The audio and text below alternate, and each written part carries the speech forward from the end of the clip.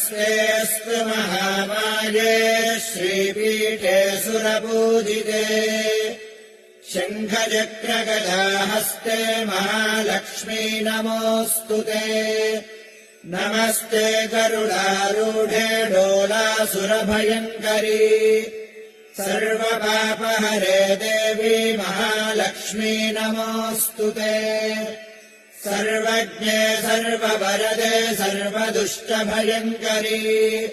सर्वदुःखहरे देवी महालक्ष्मी नमोऽस्तु ते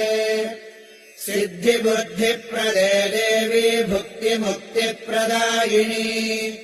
मन्द्रमूर्ते सदा देवी महालक्ष्मी नमोऽस्तु ते